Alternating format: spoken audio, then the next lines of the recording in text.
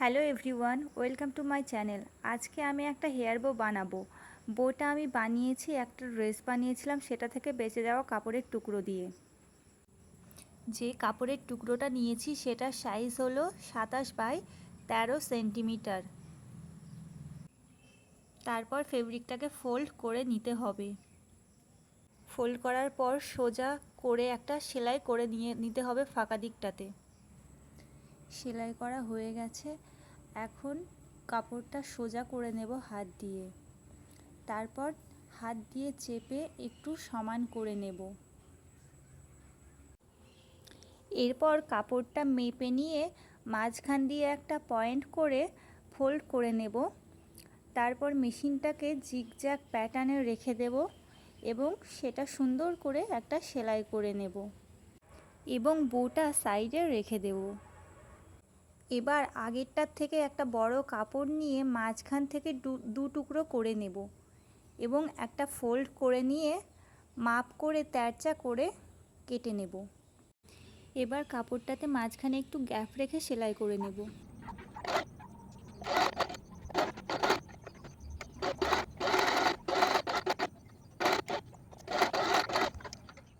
সেলাই করা হয়ে গেছে। এবার কাঁচি দিয়ে ছোট ছোট করে চারদিকটা কাট করে নেব এবং ফ্যাব্রিকটা যে জায়গায় গ্যাপ ছিল ওই জায়গাটা দিয়ে ফ্যাব্রিকটা উল্টে নেব এবং পেন্সিল দিয়ে সুন্দর করে কোণার দিকগুলো সোজা করে সুন্দর একটা শেপ করে নেব।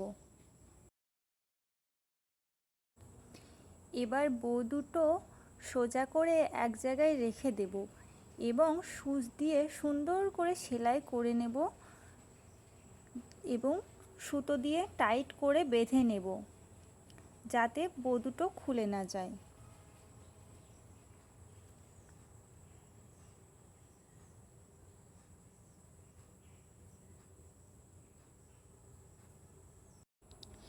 এরপর 12 বাই 5 সেন্টিমিটারের এক টুকরো কাপড় নিয়ে ফোল্ড করে সুন্দর করে সেলাই দিয়ে নেব।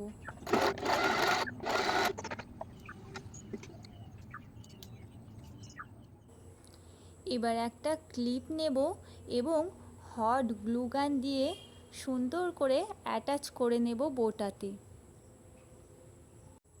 যে সরু ফিতেটা নিয়েছিলাম সেটা ক্লিপের ভিতর দিয়ে বউয়ের মাঝখানটায় রেখে সুন্দর করে সেলাই করে নেব।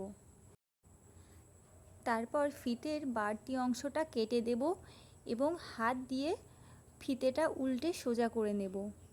তারপর বউটাকে ক্লিপের সঙ্গে সুন্দর করে সিকিউর করার জন্য আবারও গ্লুগান দিয়ে অ্যাটাচ করে নেব।